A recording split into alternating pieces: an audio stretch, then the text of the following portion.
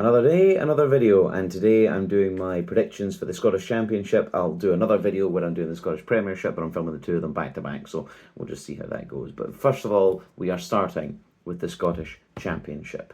I've done a couple of these now, so hopefully you now understand the format. There's the table, and putting them down the bottom end of the table, I am putting Greenock Morton. And I think that this is not surprising for anyone. I don't think there's anyone who is not putting Morton, at the very least, down the bottom end of the table. I don't think anyone's looking at Morton as anything other than just cannon fodder for the rest of the league. They've recruited, they've brought in a lot of young players. There's a lot of sort of younger players that are quite inexperienced. They've had some heavy losses in terms of players that did not do well last year. They were quite significantly weaker last year following the loss of Dougie Imrie, a sign of the kind of impact that he had on that squad. I think that Morton were always a team sort of destined for the middle of the championship, and the fact that they were, they were so weirdly keen to get rid of him because he didn't want to leave, and then all of a sudden Morton said, "Yeah, no, you're leaving." And that the whole thing was that whole situation was just a mess. So I look at them, I think they're very poor at the moment. They had a poor League Cup campaign. They didn't do very well. Obviously their league form last season wasn't great either. So I do not see any kind of serious threat from Morton this year, and I think that they will be quite tragically down the bottom end of the table. This is going to be a very bad year for Morton. So for me, Morton, 10th place. In ninth place, I am putting Arbroath. Now, I know that's going to be a bit of a bizarre one considering they finished so high last season. I believe I had them to finish down this low this season.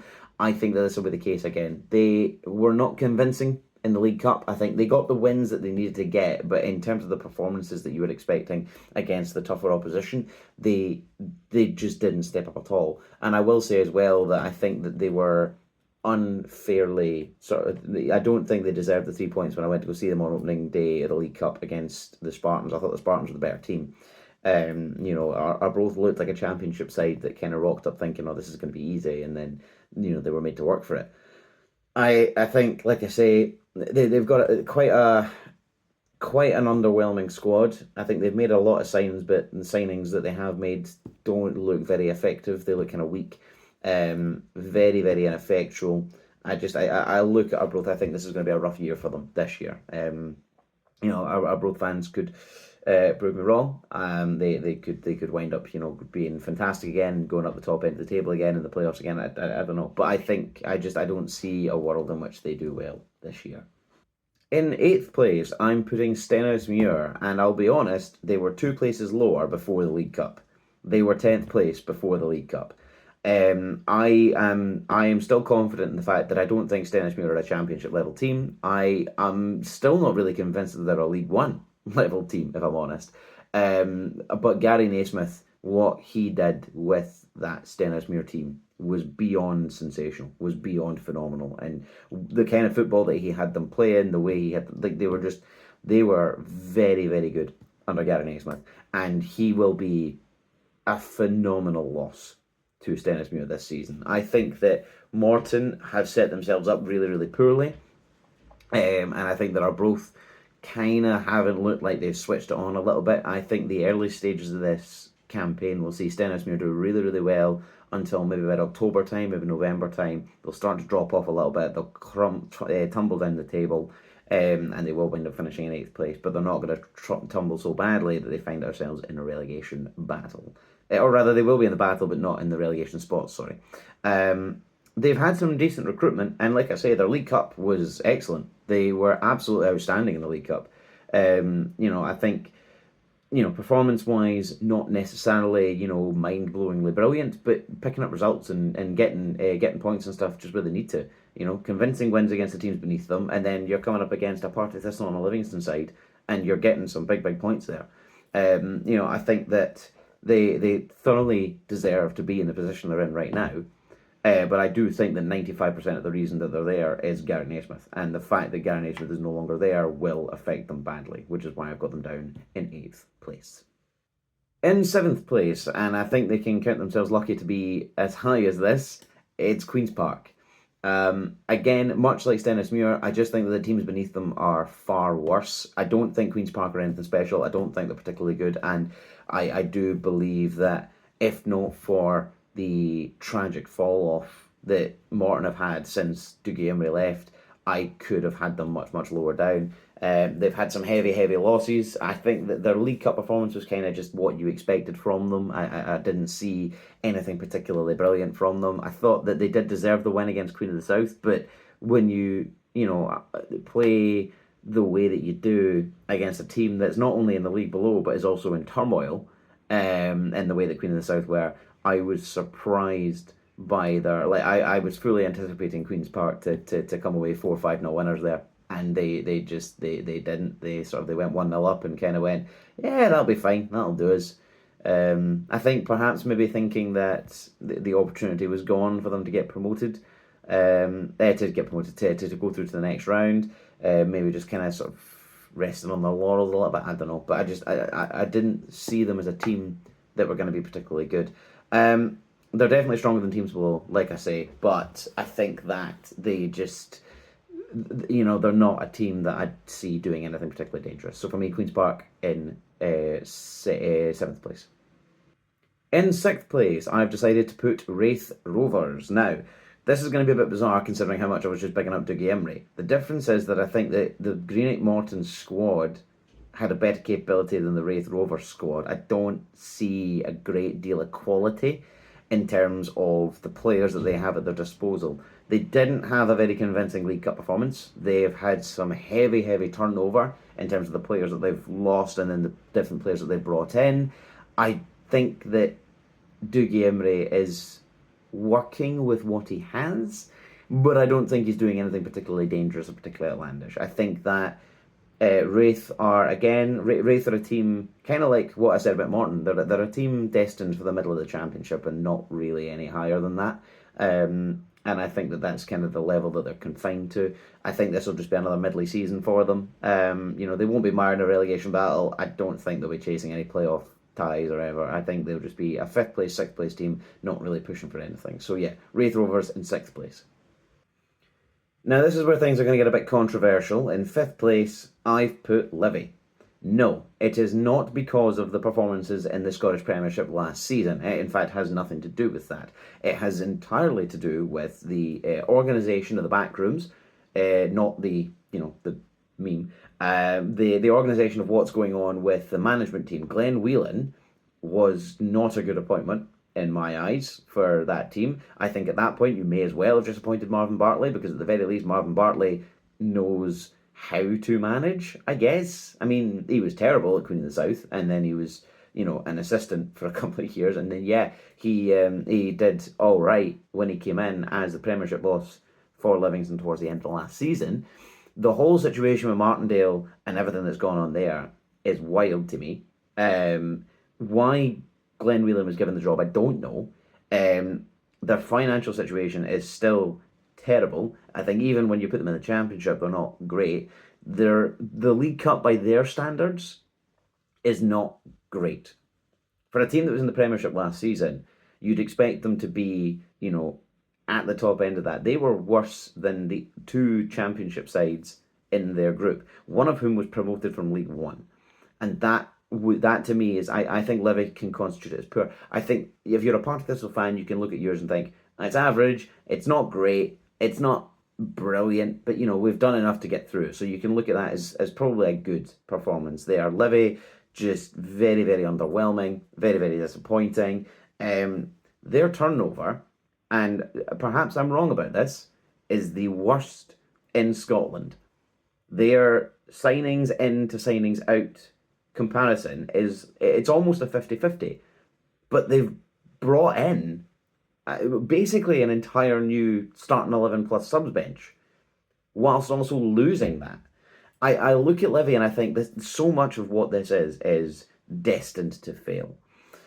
But the problem is that they are in a position where I still, again, kind of like Queen's Park, I think they're just very lucky that the teams beneath them somehow look worse. I don't think Livy are a great threat. I don't think they'll do anything serious. I don't think they'll be in the playoffs. For me, Livy finish in fifth place.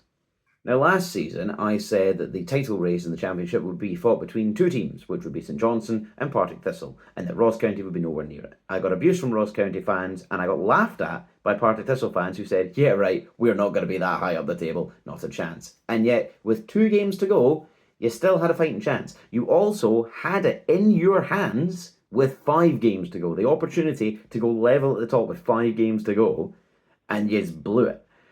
So I want a little bit of credit for that. And I will say that I'm kind of punishing you here. I'm putting you fourth. I'm putting Partick Thistle fourth. Yeah. Look, I think that the highs of last season are going to still be fresh in the memories. They have lost a lot of key players. Their League Cup, like I say, it was solid. You know, I think they can still consider it good. They've managed to do enough to get themselves through. But I think that they've just made some low quality signings to replace the key players that they've brought that they've lost. I also want to point out something, is when I was having a look at some of the signings and stuff they've made, they've signed 3 goalkeepers. They still have one. So they now have 4 goalkeepers on the books. Now, maybe someone at Partick Thistle is going to, read into this and go, what do you mean they've got 4 goalkeepers? We did get rid of that last one. Fair enough, right? But why have you signed 3 goalkeepers in one window? What? Why? So that was bizarre to me. So yeah, Partick Thistle are a team for me. They're going to drop off this season. I'm putting them in 4th place. In 3rd place, I am putting Ayr United, and I think that Ayr are a team that will do much, much better this year. I think that Scott Brown got them the right distance, but I don't think he was ever going to be able to take them farther than that. Gary Naismith is the man to continue to push them up a little bit. I think that the Ayr United board, will need to start considering perhaps looking at getting a Premiership ready stadium, because I reckon in a couple of years they could be up if they continue on the trajectory that they're on. They've made lots of good signings. They had a good League Cup performance, and they've managed to offload a lot of the dead weight that was kind of dragging them down a little bit. So I look at Ayr United as a very positive side, and I think that they will finish in 3rd place. Which of course only leaves 2 teams, Inverness Caledonian Thistle and Dunfermline. The team I'm putting in 2nd is Cali Thistle. I think that Cali look good. Cali look very, very good. How you can be a team with the kind of turnover that they've had and still be that good is surprising. They've had a lot of young signings. The management team is incredibly strong. They've got excellent depth to the squad. I think that, that they still look like a competitive side that have direction and have ambition. And I think that that's going to really, really push them. And I think that if this had maybe been their 3rd or 4th year in the Championship, I probably would have had them edging it and taking the title. I think the only reason I don't is because it's their first season back up from League One. And I think that it is still a big step up. And it will take a little bit of time for some of the signings, especially the younger players, to settle in a little bit. But I do think that Inverness will be really, really good this year. I think that Inverness will be very, very strong this year, and certainly will be in the playoff charge. But for me, I've got them in 2nd place. Which leaves my league champions, Dunfermline. And no, this is not just because of the Scottish Cup run last year. This is entirely to do with the fact that I think that Neil Lennon is a Premiership quality manager, and he is making some fantastic signings in all the right places. The being able to bring Oxford back in was a huge, huge appointment. Losing some key players in terms of like Matty Todd and stuff, but then being able to keep Andy Todd up top, signing the top goal scorer in the League One last season. Now, I don't rate Ollie Shaw. I don't think he's a great player, in all honesty, but I think that, being able to bring somebody that can bag goals at this level is a very, very important signing for a team that will need goals this season. I think defensively, they maybe look a little bit frail. I'd be a wee bit concerned about that. But I think if you've got, like I say, Andy Todd and Ollie Shaw at the other end scoring the goals, that might not be necessary. That might not be an issue at this level. It will be an issue if they get to the Premiership and don't fix it. But I think that this season, they will be bagging goals. They'll be doing really, really well. Like I say, they made some really, really good signings. A fantastic League Cup performance. What happened against East Kilbride, I have no idea. I wasn't watching that game. I did watch it back a little bit. It's a little bit chaotic, and I don't understand how that's happened. But the rest of the games, they were fantastic. They stepped up. They did what they needed to do, and more so. They've got a good mix of sort of talent, a big bit of youth, a bit of experience here and there. They've just got a strong team. They've got a really, really strong team this year. And I look at them and I think this is a team that's going to cause so many problems to many, many championship teams, but also has the potential to go on another decent cup run this year. I think that their round of 16 tie for the League Cup is very favourable. There's the opportunity to get a quarter final there. If they get another favourable tie in the quarter final, there's a semi final waiting for them, another trip to Hampden, and who knows, right? So you've got another opportunity at a really good cup run here, and then potentially if you can get a wee favourable run in January, January through to May for the Scottish Cup as well, you never know. So I think that Dunfermline will be a serious force in Scottish football this year, and one to be very, very wary of. So that's my championship predictions. Let me know what you think. Obviously, there's lots of sort of ifs and buts, maybes, whatever, that different people will have about different things. I think there's certain teams down low that people won't agree with, and certain teams up high that people won't agree with. Again, these are predictions. If they turn out to be wrong, oops. If they turn out to be right, then fantastic, right? I think that we're all in all. I just again want to point out that I said Ross County would be poor last season, and then they were, and I'm going to keep saying it, because the amount of abuse I got for it was unheard of. So I just want to make it very clear that these are predictions, and that they are not to be taken like as gospel, right? This is not literary. It's just a prediction, and if I happen to be right, hooray! If I happen to be wrong, oh no, I just think that it's something that we all need to consider. But feel free to let me know your thoughts. Like, I'm more than happy to listen to your thoughts. Let me know your thoughts in comments and things like that. But yes, I will then be filming my Premiership one. I will see you all very, very soon.